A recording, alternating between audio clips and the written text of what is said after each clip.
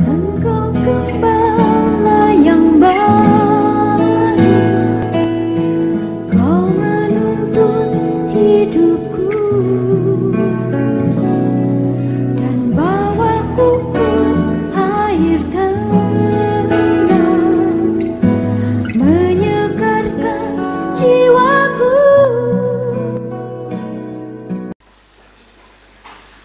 Pertama-tama kita menaikkan puji syukur kepada Tuhan oleh karena rahmat dan kasih karunia-Nya kita diizinkan untuk mengusahakan ibadah raya minggu pada sore petang ini. Puji Tuhan, terpujilah Dia kekal sampai selama-lamanya. Saya juga tidak lupa menyapa anak-anak Tuhan, umat Tuhan, hamba-hamba Tuhan yang sedang mengikuti pemberitaan firman Tuhan lewat live streaming video internet, YouTube, Facebook, dimanapun Anda berada. Marilah kita sambut firman penggembalaan untuk ibadah raya minggu dari Wahyu pasal yang ke-11. Kita masih memeriksa ayat yang pertama. Demikian firman Tuhan. Iya. Dua saksi Allah. Iya. Kemudian diberikanlah kepadaku sebatang bulu seperti tongkat mengukur rupanya dengan kata-kata yang berikut. Bangunlah dan ukurlah bait suci Allah dan mezbah dan mereka yang beribadah di dalamnya. Perhatikan kata-kata yang berikut ini. Bangunlah dan ukurlah bait suci Allah dan mezbah dan mereka yang beribadah di dalamnya. Puji Tuhan. Adapun alat pengukur yang digunakan ialah sebatang buluh seperti tongkat pengukur rupanya. Adapun alat pengukur yang digunakan untuk mengukur tiga perkara di atas ialah sebatang buluh seperti tongkat pengukur rupanya. Jelas ini menunjuk kepada firman Allah. Jelas ini menunjuk kepada firman Allah. Sedangkan perasaan dan pikiran hati manusia, bahkan pandangan dan pengertian manusia itu sendiri, tidak dapat digunakan sebagai alat pengukur untuk mengukur tiga perkara di atas, termasuk untuk mengukur hal-hal yang rohani atau perkara ilahi selain firman Allah yang kekal, sebagai alat pengukur yang sejati. Amin. Adapun tiga hal yang diukur oleh bulu pengukur: satu, bait suci Allah; dua, mezbah; tiga, mereka yang beribadah di dalamnya. Adapun ada tiga hal yang diukur oleh bulu pengukur: satu, bait suci Allah; dua, mezbah; tiga, mereka yang beribadah di dalamnya. Selanjutnya, mari kita berdoa, memohon dengan segala kerendahan hati kepada Tuhan untuk dapat melihat tentang tiga perkara di atas yang diukur oleh tongkat atau bulu pengukur tersebut. Kita berdoa, kita mohon dengan segala kerendahan hati untuk kita boleh melihat tentang tiga perkara di atas yang diukur oleh tongkat, yaitu bulu pengukur tersebut. Puji Tuhan. Kalau kita perhatikan di sini, pertama-tama yang diukur oleh Tuhan ialah bait suci Allah. Pertama-tama yang diukur oleh bait suci Allah, yang diukur oleh Tuhan adalah bait suci Allah. Sekarang kita masih memperhatikan bait suci Allah. Yang diukur yang pertama-tama di sini adalah bait suci Allah. Seri ketiga. Seri ketiga, dalam kurung seri ketiga. 2 Korintus pasal 6. Minggu lalu sudah disinggung mengenai 2 Korintus 6. Tetapi rupanya oleh kemurahan Tuhan kita diizinkan untuk kembali memperhatikan 2 Korintus 6 ayat 14 sampai dengan ayat 16. Silakan. Demikian firman Tuhan. Iya. Jangan ada lagi noda kekafiran. Iya. Jangan ada lagi noda kekafiran di dalam melayani pekerjaan Tuhan ini. Amin, saudaraku. Karena kita semua adalah bait suci Allah. Baca terus.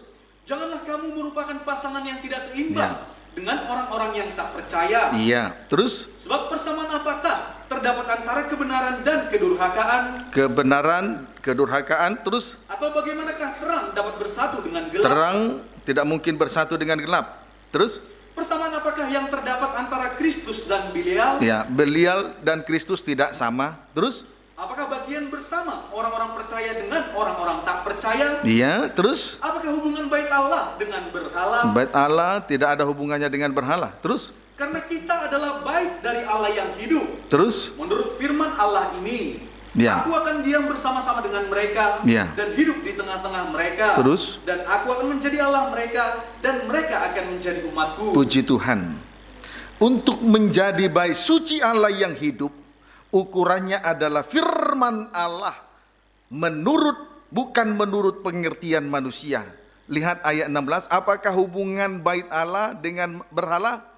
Karena kita adalah bait dari Allah yang hidup menurut firman Allah. Perhatikan kalimat, karena kita adalah bait dari Allah yang hidup menurut firman Allah. Berarti untuk menjadi bait suci Allah yang hidup, ukurannya adalah firman Allah, bukan menurut pengertian manusia itu sendiri. Amin. Mereka yang tidak mau diukur oleh firman Allah menunjukkan bahwa mereka itu adalah manusia daging. Mereka yang tidak mau diukur oleh firman Allah menunjukkan bahwa mereka itu adalah manusia daging, penuh dengan hawa nafsu daging. Kehidupan semacam ini berusaha untuk menyingkir, berusaha untuk mengelak ketika firman Allah menunjuk, ketika firman Allah mengoreksi kehidupannya. Kehidupan yang hidup menurut hawa nafsu, kehidupan semacam ini berusaha untuk mengelak, menolak, menyingkir ketika ia dikoreksi firman Allah. Amin, saudaraku. Yang menjadi pertanyaannya bagi kita sekarang, kapan kita menjadi sempurna? Jikalau kita selalu menyingkir, jikalau kita selalu mengelak terhadap koreksi firman Allah, sementara pengertian manusia dan pikiran manusia tidak dapat digunakan sebagai alat pengukur untuk 3 perkara di atas tadi. Amin. Mungkinkah kita menjadi sempurna? Mungkinkah kita menjadi bait suci Allah, bahkan sempurna, karena kita memiliki antara lain harta, kekayaan, kedudukan, jabatan yang tinggi, bahkan uang yang banyak? Tidak mungkin. Pengertian manusia termasuk harta, kekayaan, kedudukan, jabatan yang tinggi, uang yang banyak, tidak bisa dijadikan sebagai alat pengukur, kecuali firman Allah sebagai alat pengukur yang sejati. Justru sebaliknya, perkara-perkara yang lahiriah tadi, antara lain tadi harta, kekayaan, kedudukan, jabatan yang tinggi, termasuk uang yang banyak, hal itu semua, saudaraku, menjauhkan kita. Justru perkara itu menjauhkan kita semakin jauh dari Tuhan. Amin, saudaraku. Haleluya. Seperti jemaat di Laodikia. Contoh yang lain, seperti orang muda yang kaya. Masih ada lagi contoh orang kaya yang bodoh. Justru oleh karena hal-hal yang dia miliki itu, ia semakin jauh dari Tuhan. Tidak mau dikoreksi oleh firman Tuhan. Amin, saudaraku. Puji Tuhan. Jangan kita tidak mau tahu dengan apa yang sudah kita dengar pada saat sore ini. Jangan menjadi orang yang bebal. Sebentar menangis, sebentar acuh tak acuh, mengelak terhadap koreksi firman Allah, sengaja melupakan koreksi firman Allah. Puji Tuhan. Jangan sampai kita tidak mau tahu. Amin. Matius pasal 23. Injil Matius pasal 23.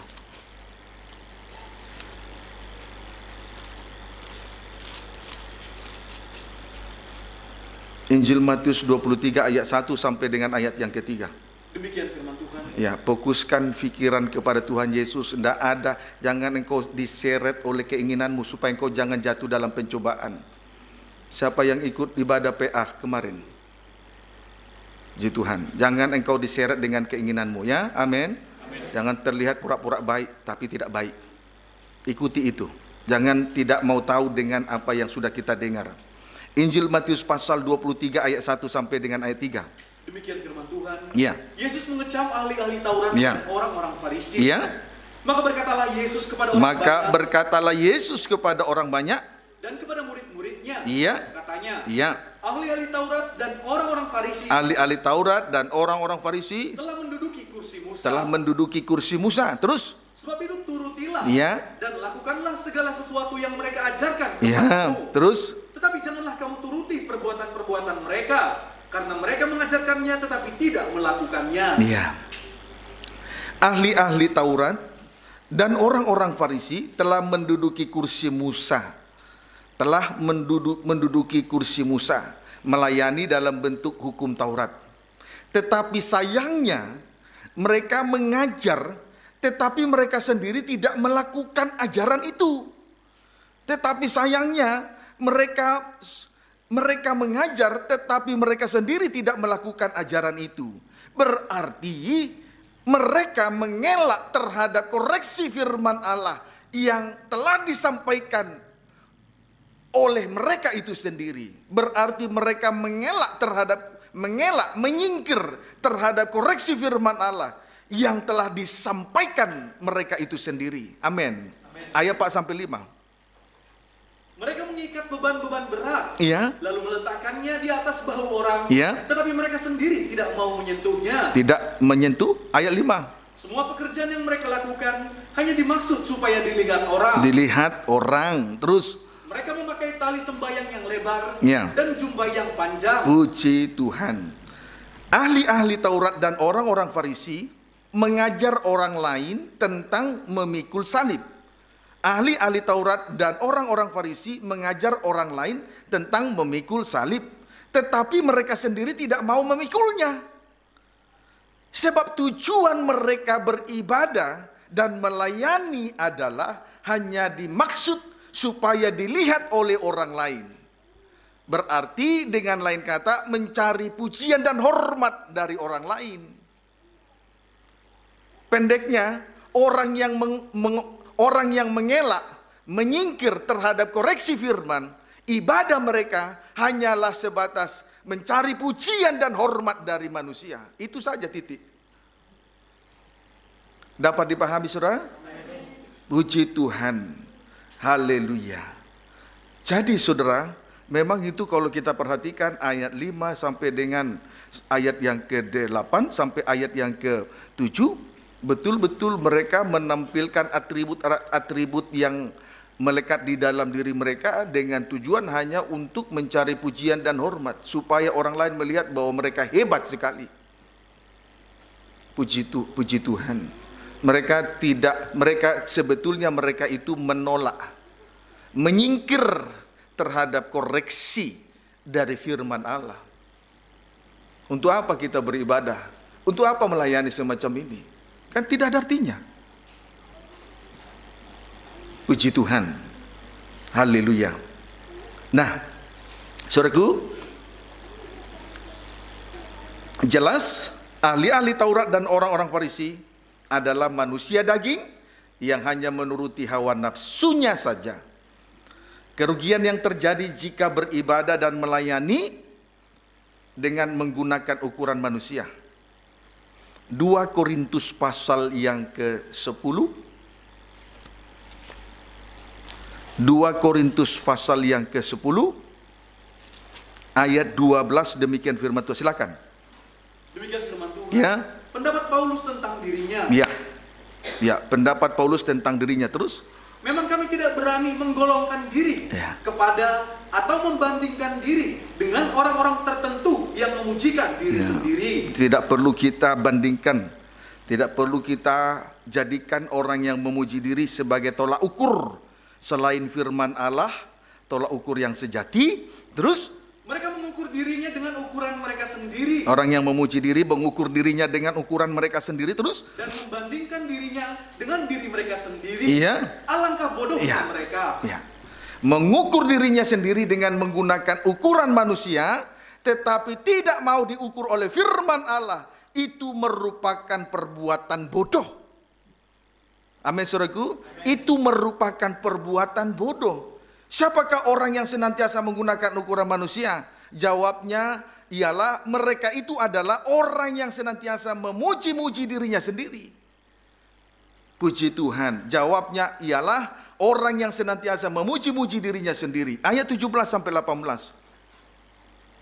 Tetapi barang siapa bermegah, hendaklah ia bermegah di dalam Tuhan. Hendaklah ia bermegah oleh kemurahan, kasih dan rahmatnya Tuhan. Ayat 18. Sebab bukan orang yang memuji diri yang tahan uji, Orang yang memuji diri tidak tahan uji. Terus, melainkan orang yang Ya. memuji Tuhan. barang siapa bermegah, hendaklah ia bermegah di dalam Tuhan.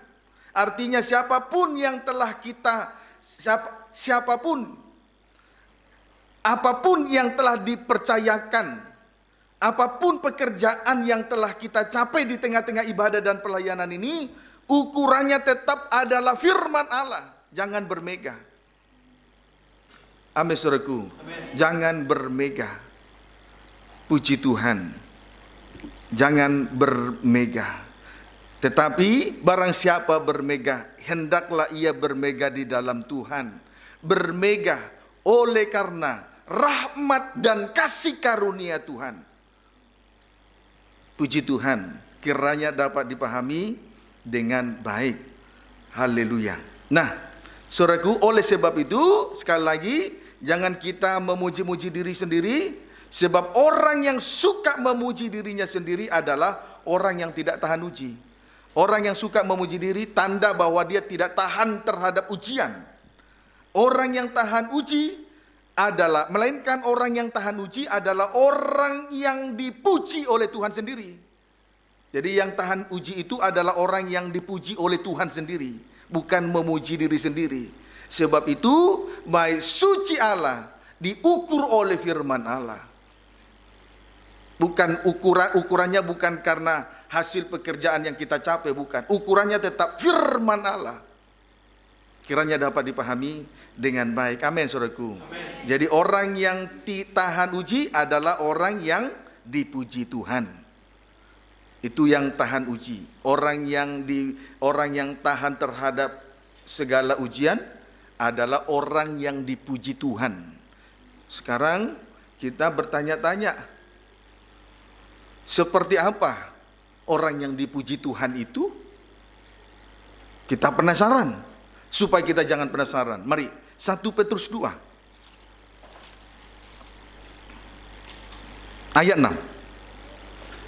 Demikianlah firman Tuhan. Ya. Sebab ada tertulis dalam kitab suci, sesungguhnya aku meletakkan di Sion sebuah batu yang terpilih. Allah meletakkan di Sion sebuah batu yang terpilih. Allah Bapa, terus? Sebuah batu penjuru yang mahal. Sebuah batu penjuru yang mahal, terus? Dan siapa yang percaya kepadanya tidak akan dipermalukan. Puji Tuhan. Yesus anak Allah mendapat pujian dari Allah Bapa, sebab Allah Bapa sendiri mengakui bahwa anak adalah batu yang terpilih dan batu penjuru yang mahal. Jadi yang memuji anak adalah Bapa. Anak tidak pernah memuji diri sendiri selain Bapa.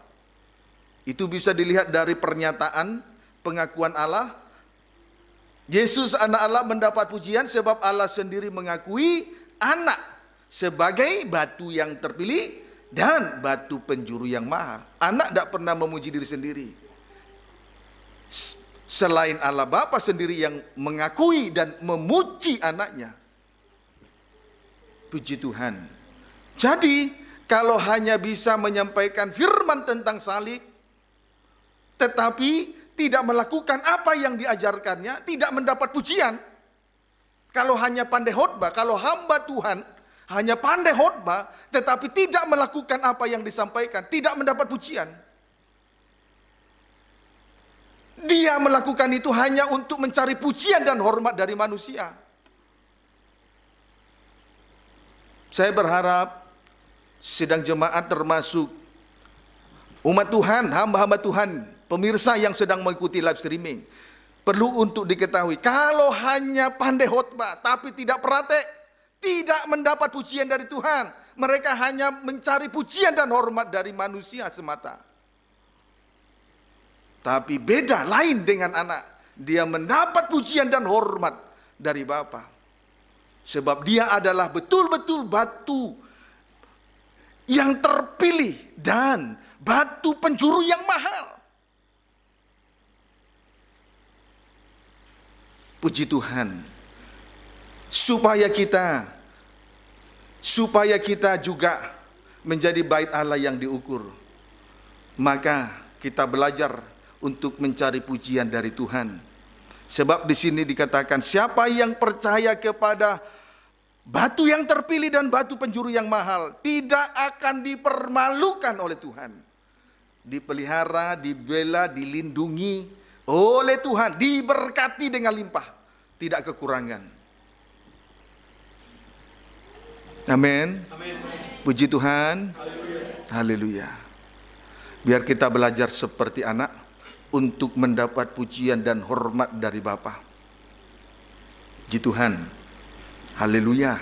Kita bersyukur betul-betul pengertian manusia, pandangan, pikiran manusia tidak bisa dipakai sebagai alat pengukur untuk hal-hal yang rohani, perkara ilahi, apalagi 3 perkara tadi dalam Wahyu pasal 11 ayat 1. Haleluya.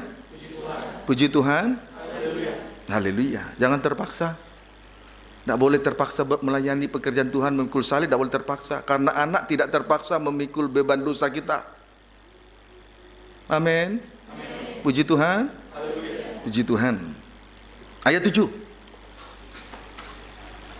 Karena itu bagi kamu yang percaya, ia mahal. Ia mahal. Terus. Tetapi bagi mereka yang tidak percaya, bagi mereka yang tidak percaya, batu yang telah dibuang oleh tukang-tukang itulah bangunan, tukang-tukang bangunan, terus telah menjadi batu penjuru, juga telah menjadi batu sentuhan, dan suatu batu sandungan. Haleluya. Batu yang telah, perhatikan kalimat, batu yang telah dibuang oleh tukang-tukang bangunan.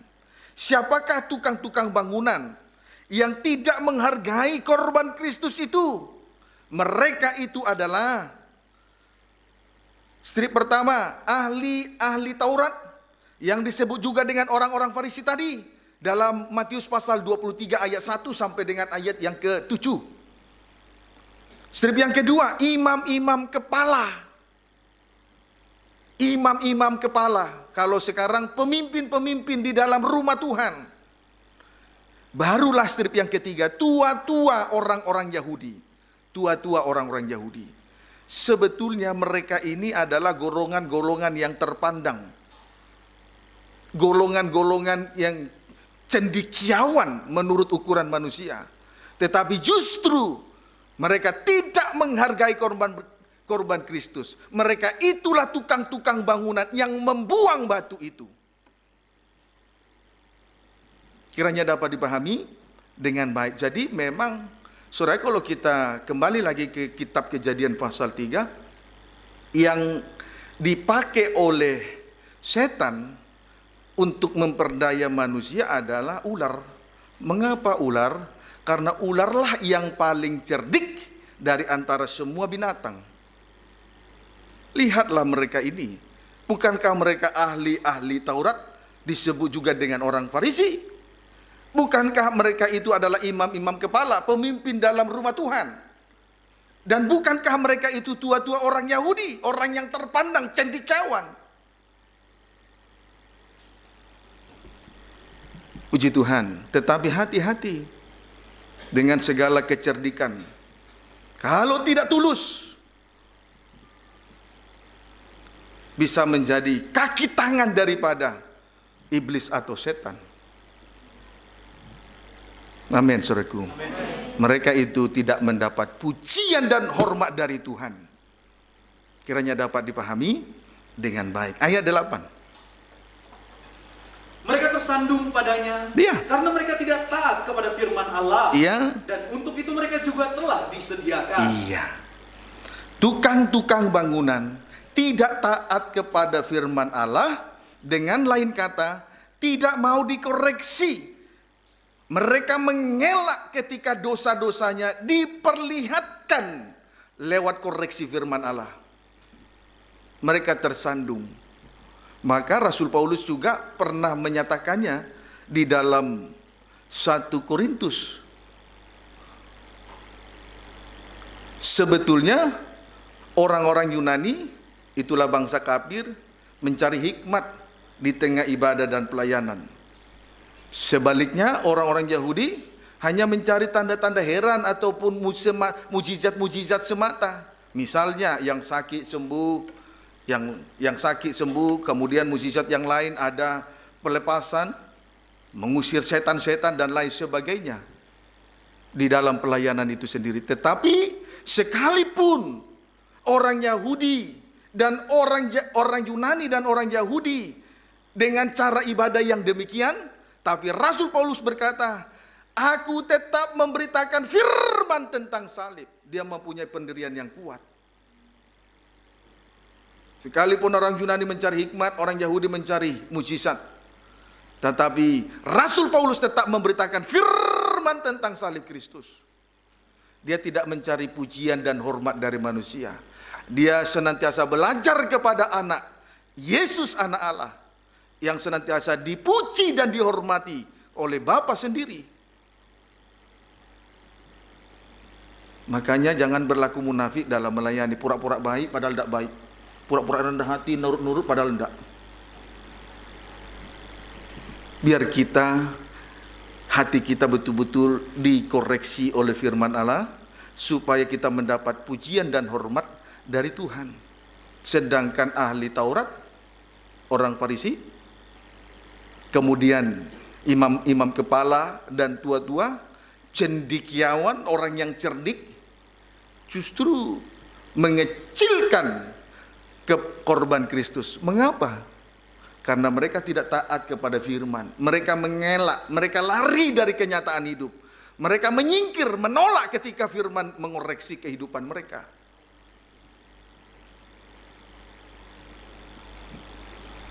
Masih ada di antara kita yang panas hati kalau dikoreksi firman? Kalau itu masih ada, ayo perhatikan. Engkau tidak sedang mencari pujian dari Tuhan. Engkau sedang mencari pujian, perhatian manusia. Kiranya dapat dipahami dengan baik. 2 Korintus pasal yang ke-6. Tidak ada yang tersembunyi, semua jelas terlihat oleh Tuhan, asal kita betul-betul mengakui firman Tuhan, taat kepada firman Tuhan. 2 Korintus 6 ayat 11 sampai 12. Demikian firman Ya. Tuhan.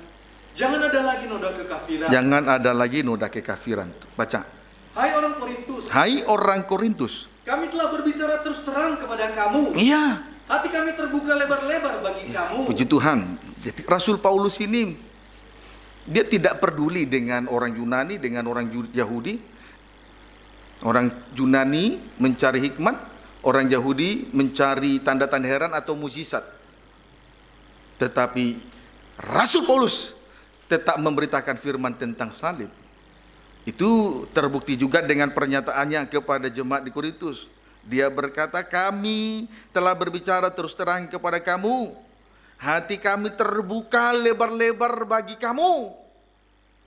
Lalu kita lihat ayat 12. Dan bagi kamu ada tempat yang luas dalam hati kami. Iya, bagi kamu ada tempat yang luas dalam hati kami.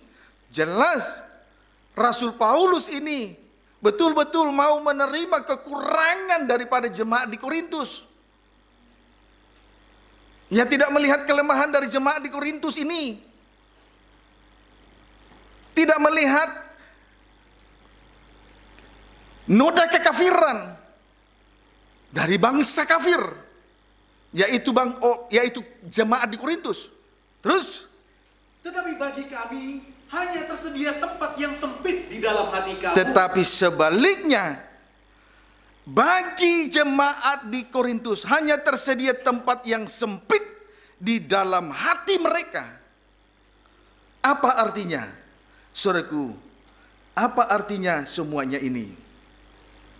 Saudaraku, jemaat di Korintus tidak membuka hati terhadap pemberitaan firman Allah. Itulah firman tentang salib Kristus. Sama artinya tidak mau dikoreksi oleh firman Allah. Mereka ini juga termasuk jemaat yang menolak, menyingkir, lari dari kenyataan ketika firman mengoreksi. Ketika firman datang untuk mengoreksi. Memang ketika firman Allah datang mengoreksi itu bagaikan kehidupan yang dioperasi oleh pedang yang tajam, sakit bagi daging. Tetapi hasilnya segala penyakit disembuhkan. sebetulnya, tetapi di sini mereka lari dari kenyataan, mengelak, menolak ketika firman datang untuk mengoreksi. Terlalu sempit hati mereka terhadap pembukaan firman. Dengan lain kata, mereka mengelak dan menolak ketika firman Allah datang untuk mengoreksi. Puji Tuhan. Amin, saudaraku. Sebab Rasul Paulus tetap punya pendirian yang teguh. Dia tidak mencari pujian dan hormat dari manusia. Itu sebabnya dia tetap memberitakan firman tentang salib Kristus. Puji Tuhan. Haleluya. Nah, sekarang ayat 14, 16 sampai 16. Janganlah kamu merupakan pasangan yang tidak seimbang. Ya. Dengan Boleh baca dulu ayat 13. Maka sekarang supaya timbal balik, aku berkata seperti kepada anak-anakku. Iya. Bukalah hatimu selebar-lebarnya. Puji Tuhan. Sebab itu Rasul Paulus memberi nasihat atau saran yang baik, yaitu bukalah hati kamu selebar-lebarnya. Bukalah hati kamu selebar-lebarnya. Artinya, saudaraku, memberi diri ketika firman Tuhan datang mengoreksi segala isi hati kita yang paling dalam sekalipun. Jangan lari dari kenyataan. Jangan mengelak. Jangan menyingkir ketika firman Tuhan datang untuk mengoreksi.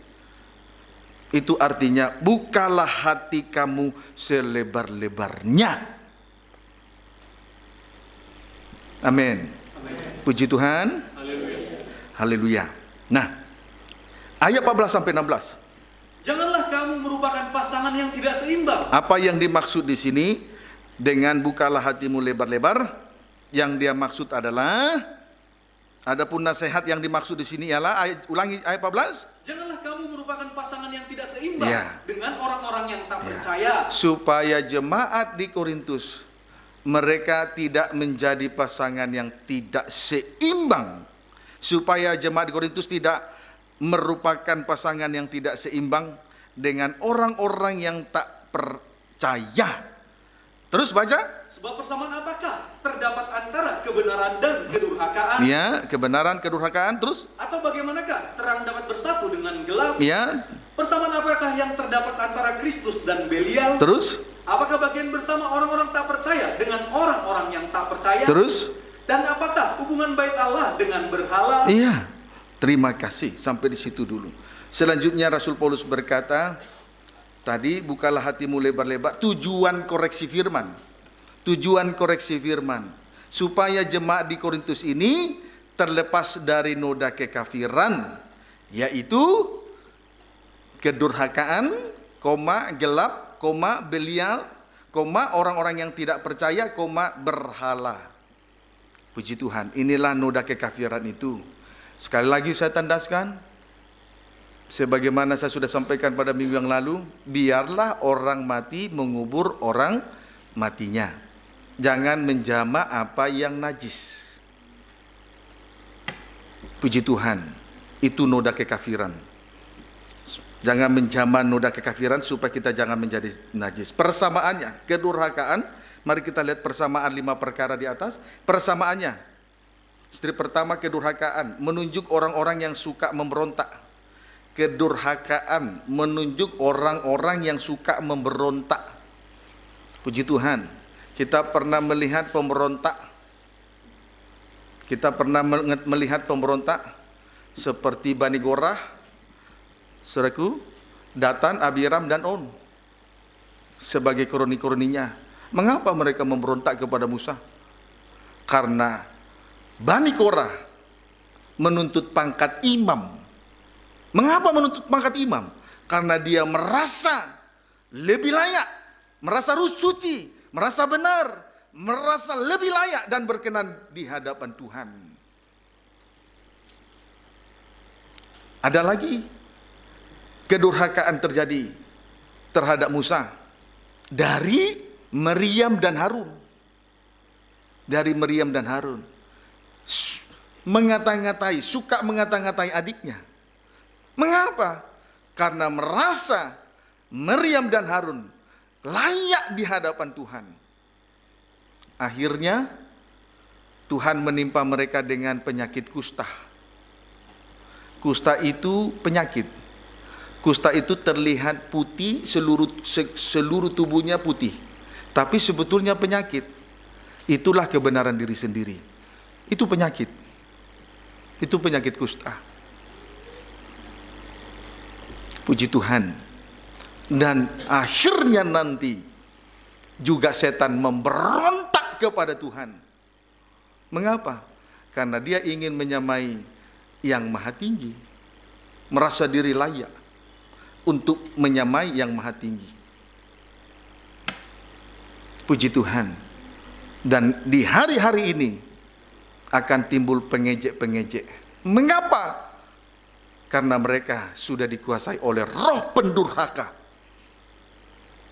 Puji Tuhan, kiranya dapat dipahami dengan baik. Kemudian strip yang kedua, gelap sama dengan malam. Gelap sama dengan malam. Fungsinya, kegunaan malam adalah tempat untuk menyembunyikan segala jenis dosa. Kalau dosa disembunyikan di dalam kegelapan, tentu mata manusia tidak melihat. Tetapi perlu untuk diketahui, mata Tuhan melihat. Manusia hanya melihat apa yang ada di depan mata, tetapi Tuhan melihat hati. Amin.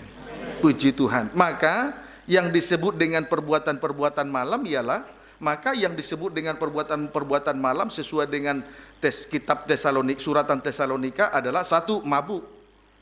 Itu perbuatan malam, mabuk. Ya, puji Tuhan. Sebab mabuk di waktu malam. Ini menunjuk kepada orang yang hidup menurut hawa nafsu daging. Itu perbuatan malam. Dua, tidur. Menunjuk si pemalas. Menunjuk si pemalas. Daerah wilayah zona atau wilayah dari si pemalas hanyalah tempat tidur. Puji Tuhan, tempat tidur. Melipat tangan sebentar, mengantuk sebentar, melipat tangan sebentar, dan tidur lagi. Jadi zona atau wilayah dari si pemalas itu tempat tidur. Puji Tuhan, itu noda kekafiran. Tidak boleh dalam melayani, tetapi noda kekafiran semacam ini masih ada, tidak boleh. Kemudian strip yang ketiga, Belial. Itu sama dengan setan atau roh si Dajjal. Belial sama dengan setan atau roh si Dajjal. Puji Tuhan. Ya. Yang memungkinkan manusia sehingga mengadakan keonaran dan kelaliman. Puji Tuhan. Kemudian strip yang keempat, orang-orang yang tidak percaya. Orang-orang yang tidak percaya menunjuk orang-orang yang bergantung kepada manusia dan kekuatannya. Orang-orang yang tidak percaya menunjuk orang-orang yang bergantung kepada manusia dan kekuatannya. Dengan lain kata, tidak mempercayakan hidupnya kepada Tuhan. Tidak mempercayakan hidupnya kepada Tuhan. Itu orang-orang yang tidak percaya. Amin, saudara. Amin. Puji Tuhan. Siapa yang mau percaya kepada Tuhan, bergantung kepada kemurahan Tuhan. Jangan bergantung kepada manusia dan kekuatannya. Kalau tergembala, dengar-dengaran. Ikuti gembala.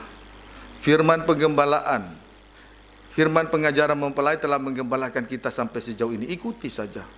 Dengar suaranya. Jangan dengar suara pengertian hatimu. Supaya berhasil. Diberkati. Ini contoh. Satu kali saya melihat salah satu dari sidang jemaat kepayahan dalam hal mencicil motornya. Saya bilang, ya sudah, berhentikan saja. Kita beli motor yang baru, walaupun second, supaya lebih murah. Dia melakukannya tepat seperti apa yang saya sampaikan. Hari ini dia diberkati. Hari ini diberkati oleh Tuhan. Motor itu tidak jadi masalah bagi dia sekarang. Berhenti cicilannya sampai sekarang. Itu kalau dengar-dengaran. Beda dengan yang tidak dengar-dengaran. Jatuh dalam berbagai pencobaan karena dia diseret oleh hawa nafsunya, keinginannya, pengertiannya, maunya. Itu tidak perlu kita gengsi di dalam hal dengar-dengaran kepada firman pengajaran mempelai yang sudah menggembalakan kita, terang-terangan sudah menggembalakan kita. Amin. Puji Tuhan. Haleluya. Kemudian berhala. Strip yang kelima, berhala. Berhala artinya segala sesuatu yang melebihi dari Tuhan. Itu arti berhala. Segala sesuatu melebihi dari Tuhan, itu arti berhala. Ya. Misalnya meninggalkan ibadah dan pelayanan karena uang, karena pekerjaan, karena kesibukan, karena kuliah, karena kedudukan, jabatan, karir, karena pendidikan yang tinggi dan lain sebagainya. Semua hal-hal itu adalah berhala kalau itu dinomorsatukan. Puji Tuhan. Amin, saudaraku. Haleluya. Perlu untuk saya tambahkan sedikit, perlu untuk diketahui. Yang menyelamatkan kehidupan kita adalah dua tangan Tuhan yang kuat.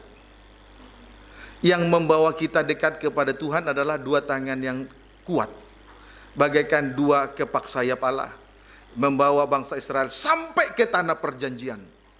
Dekat dengan Allah. Bukan berhala-berhala. Amin, saudaraku.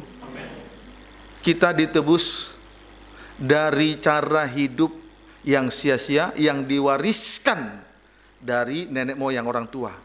Itu perbuatan yang sia-sia. Dengan darah yang mahal. Jadi bukan dengan berhala. Berhala tidak punya darah untuk menebus dosa kita. Itu harus dimengerti, dicamkan dengan baik. Amin. Puji Tuhan, supaya kita jangan merupakan menjadi pasangan yang tidak seimbang. Kiranya dapat dipahami dengan baik. Akhirnya kita bisa tertolong, tidak binasa.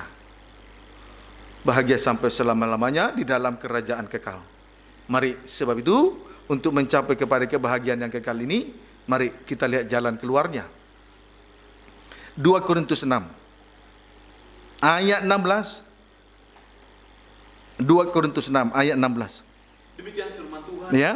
Apakah hubungan bait Allah dengan berhala? Apa hubungan bait Allah dengan berhala? Terus? Karena kita adalah bait dari Allah yang hidup. Iya. Menurut firman Allah Ya, ini. ukurannya firman. Untuk menjadi bait Allah yang hidup, ukurannya adalah firman Allah.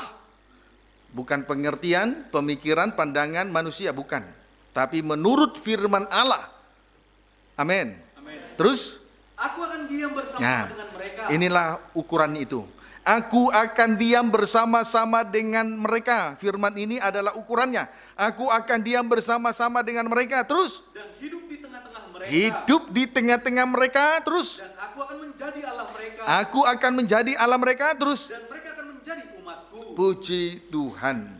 Haleluya. Jadi saudara, yang menjadi bait Allah ukurannya adalah firman Allah. Yang ukuran untuk menjadi bait Allah, ukuran dari bait Allah adalah firman Allah itu sendiri, bukan pengertian manusia, bukan pandangan manusia itu sendiri, tetapi firman Allah itu yang menjadi ukuran bait Allah. Ukuran bait Allah adalah firman Allah, bukan yang lain-lain. Itulah tongkat atau bulu pengukur. Itulah firman Allah. Puji Tuhan. Adapun firman Allah yang dimaksud ialah aku akan diam bersama-sama dengan mereka dan hidup di tengah-tengah mereka, dan aku akan menjadi Allah mereka dan mereka akan menjadi umatku. Inilah firman Allah yang dimaksud itu, yang menjadi ukuran bagi bait Allah. Amin. Puji Tuhan. Pembagian dari kalimat-kalimat di atas, ya, atau sebelumnya, jadi jelas Atau boleh pembagian dari kalimat-kalimat di atas. Strip pertama, aku akan diam bersama-sama dengan mereka. Strip yang kedua, dan hidup di tengah-tengah mereka. Strip yang ketiga, dan aku akan menjadi Allah mereka. Strip yang keempat, dan mereka akan menjadi umatku. Puji Tuhan.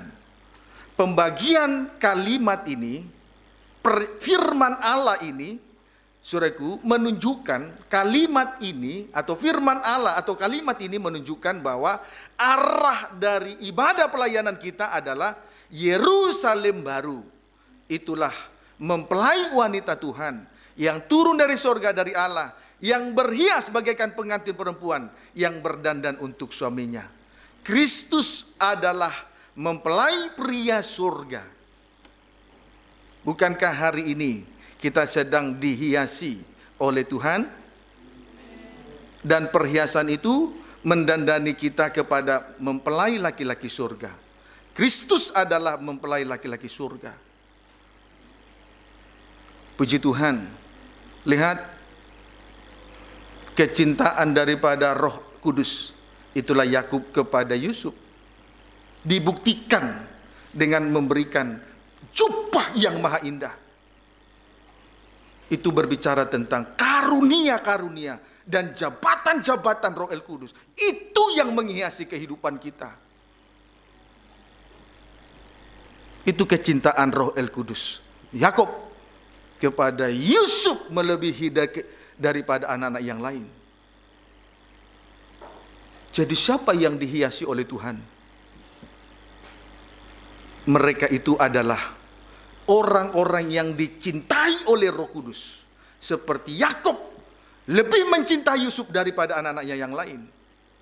Sebab itu Yakub memberikan jubah yang maha indah. Itu menunjuk karunia-karunia dan jabatan-jabatan Roh El Kudus. Inilah yang menghiasi kehidupan kita sampai saat ini. Dan kalau bisa sampai hari Tuhan datang pada kali yang kedua sebagai raja mempelai pria surga berdandan untuk suaminya. Itulah Yerusalem baru. Berkat orang yang berkata jujur adalah memperkembangkan kota. Tidak lain, tidak bukan. Jelas kota ini adalah Yerusalem baru. Mempelai wanita Tuhan. Puji Tuhan. Dari pernyataan Allah ini, firman Allah yang sudah kita baca, jelas arah dari ibadah pelayanan kita di atas muka bumi ini adalah pesta nikah anak domba.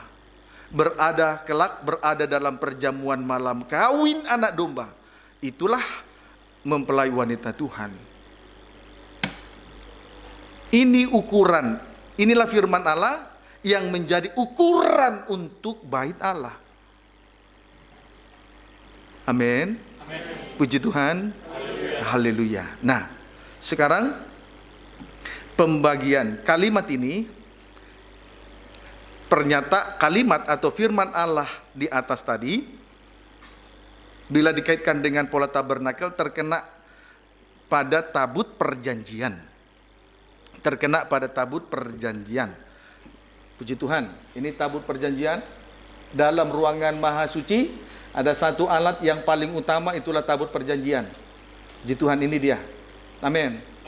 Puji Tuhan, terima kasih, diperbaiki. Nah, tabut perjanjian terdiri dari satu peti, dua tutupan grafirat dengan dua kerub di atasnya. Ya, satu peti, dua tutupan grafirat dengan dua kerub di atasnya. Puji Tuhan. Itu pembagian tabut ya. Kemudian strip pertama, peti menunjuk gereja Tuhan atau mempelai wanita Tuhan. Peti menunjuk gereja Tuhan atau mempelai wanita Tuhan. Strip yang kedua, tutupan grafirat dengan dua kerub di atasnya menunjuk Allah Trinitas. Menunjuk Allah Trinitas, yaitu Tuhan Yesus Kristus. Yaitu Tuhan Yesus Kristus. Puji Tuhan. Tuhan sama dengan Allah Bapa, Yesus sama dengan Allah Anak, Kristus sama dengan Allah Roh Kudus. Puji Tuhan. Amin. Haleluya. Nah, tutupan grafirat menunjuk Yesus anak Allah, Kerub dalam kurung pertama menunjuk Allah Bapa. Kemudian kerub dalam kurung kedua menunjuk Allah Roh Kudus. Puji Tuhan. Haleluya. Kemudian adapun pembagian dari firman Tuhan bila dikaitkan dengan tabut perjanjian tersebut, adapun pembagian dari firman Allah yang sudah dinyatakan di atas tadi yang dikaitkan dengan tabut perjanjian, yaitu perhatikan, aku akan diam bersama-sama dengan mereka. Aku akan diam bersama-sama dengan mereka, menunjuk Allah Bapa, yakni kerub dalam kurung pertama. Kalimat berikutnya, dan hidup di tengah-tengah mereka, menunjuk Allah Anak, yakni tutupan grafirat, tutupan pendamaian. Kalimat berikutnya, dan aku akan menjadi Allah mereka, dan aku akan menjadi Allah mereka, menunjuk Allah Roh El Kudus, yaitu kerub dalam kurung yang kedua, kerub kedua. Puji Tuhan. Haleluya. Kemudian kalimat pertama sampai dengan kalimat yang ketiga jelas itu terkena kepada tutupan grafirat dengan dua kerub di atasnya. Amin. Berikutnya kita lihat kalimat yang keempat. Dan mereka akan menjadi umatku.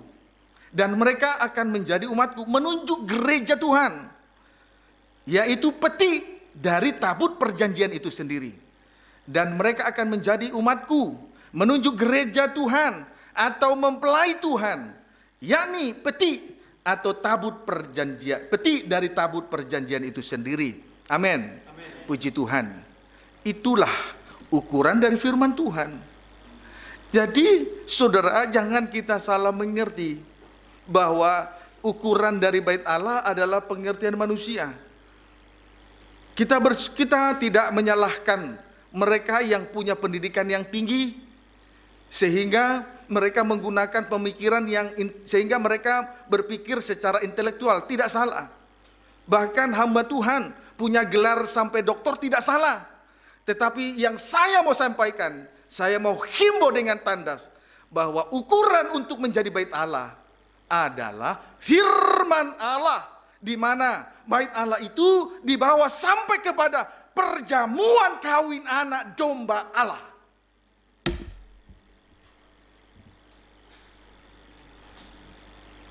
Ada cerita dari teman-teman hamba Tuhan di Medan. Begitu banyak hamba-hamba Tuhan berusaha untuk lepas dari adat istiadat, tapi hanya sampai di situ. Lalu dia berkata kepada rekan-rekan di sana, kalau sudah lepas dari adat istiadat, lalu jemaat dibawa sampai kemana? Tapi ada juga di sisi lain, di dalam pelayanan mereka, bangga dengan hanya sebatas mukjizat, bangga dengan hanya sebatas diberkati. Itu belum menjadi tolak ukur sebagai bait Allah. Tetapi tolak ukur adalah firman Allah, di mana ibadah pelayanan itu terus dibawa sampai kepada pesta nikah anak domba. Itulah sasaran akhir dari perjalanan rohani kita di atas muka bumi ini, bukan yang lain-lain. Maka untuk yang kesekian kali saya sampaikan kepada sidang jemaat, tidak berlebihan rasanya bahwa kita adalah umat pilihan yang sangat diperhatikan, karena kita semua digembalakan oleh firman pengajaran mempelai dalam terangnya tabernakel.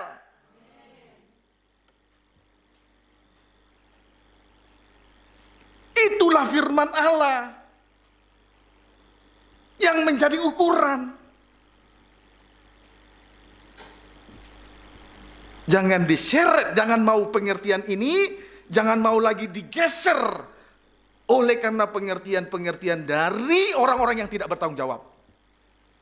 Karena hari-hari ini setan begitu gencar untuk memutar balik fakta. Justru yang dipakai setan untuk memutar balik fakta adalah ular. Mengapa? Karena ular adalah binatang yang paling cerdik.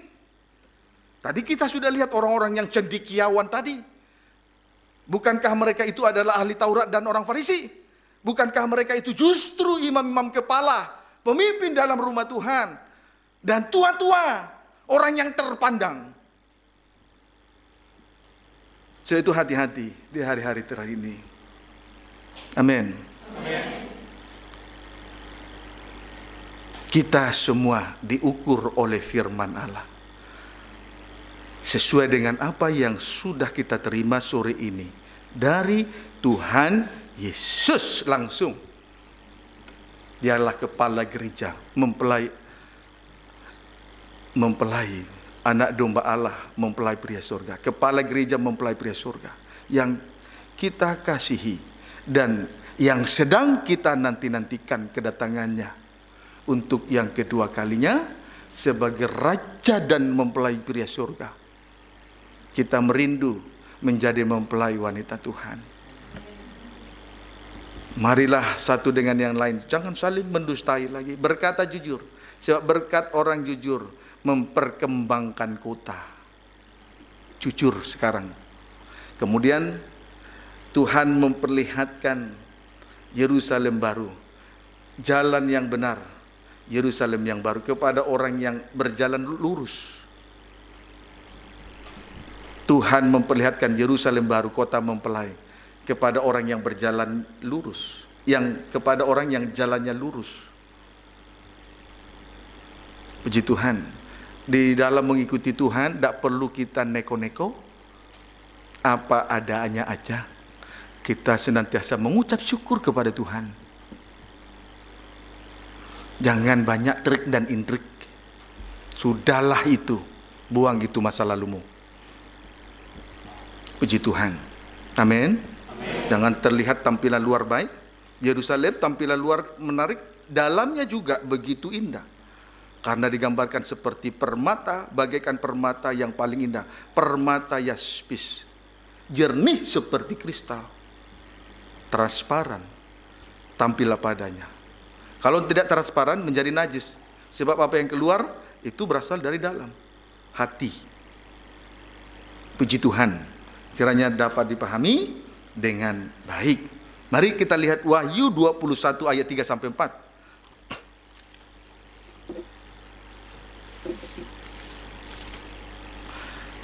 Tadi yang menjadi ukuran bait Allah adalah firman Allah. Wahyu 21. Tadi kita sudah lihat pengakuan dari Tuhan langsung kepada jemaat di Korintus. Itulah firman Allah. Di sini juga diungkapkan kembali Wahyu 21, betul-betul bahwa arah dari pelayanan kita ini adalah Yerusalem baru, mempelai wanita Tuhan. Wahyu 21 ayat 3 sampai dengan ayat yang keempat, silakan. Demikian firman Tuhan. Ya. Langit yang baru dan bumi yang baru. Ya, lihat. Ketika langit yang pertama, bumi yang pertama, laut berlalu, maka tampillah mempelai wanita Tuhan.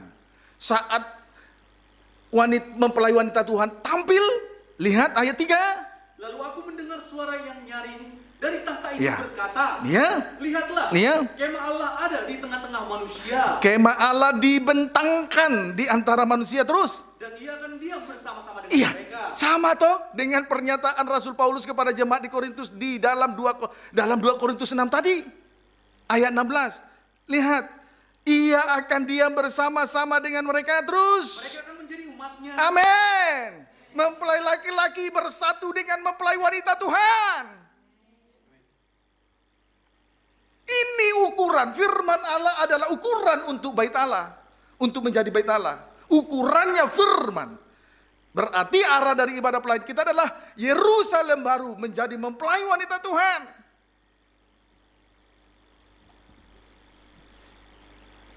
Jangan digeser dari pengertian ini. Jangan digeser dari ukuran firman. Amin. Baik oleh kedudukan, jabatan, uang, karena bisnis, karena pendidikan, karena karir. Jangan mau digeser lagi. Hari-hari ini adalah hari-hari yang jahat. Kedatangan Tuhan sudah tidak lama lagi. Jangan bermain-main dengan nyawa.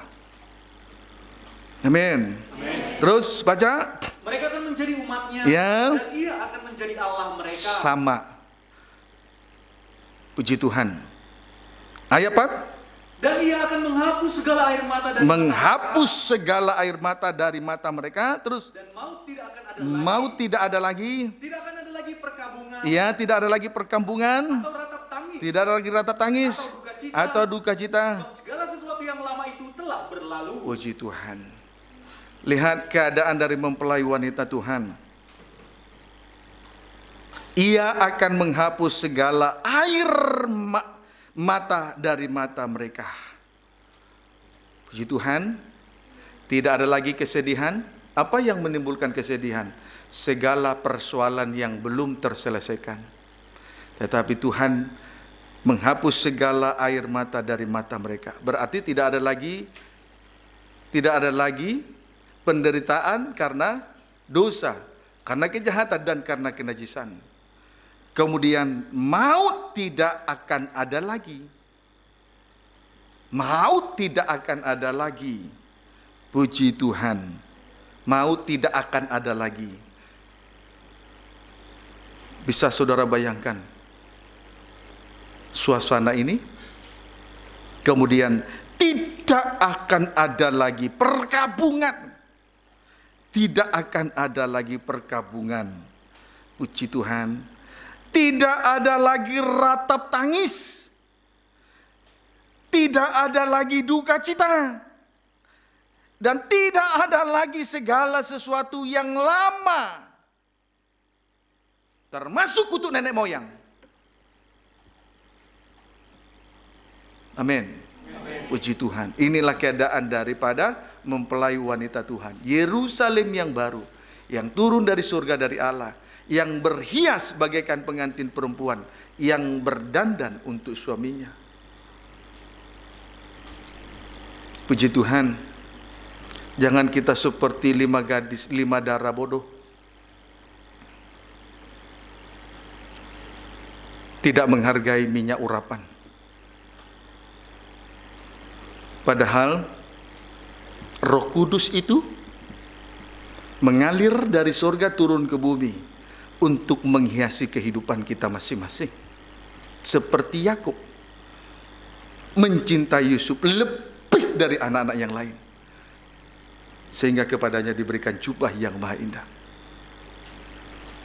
Jangan kita bodoh. Amin. Puji Tuhan. Kalau kita tahu itu adalah perbuatan bodoh, jangan mau diseret oleh keinginan sendiri. Belajarlah bijaksana, belajarlah bersikap dewasa, jangan seperti kanak-kanak. Bersungut-sungut ketika firman Allah datang untuk mengoreksi, lari dari kenyataan, menyingkir, menolak. Malah petang sore ini kita belajar untuk berlaku bijaksana dan menjadi dewasa sampai kelak kita diukur oleh firman Allah. Berarti ibadah ini dibawa sampai kepada pesta nikah anak domba, yaitu berada dalam menjadi mempelai wanita Tuhan. Itulah Yerusalem baru, kota mempelai, kota idam-idaman kita sekaliannya. Tuhan Yesus memberkati kita semua.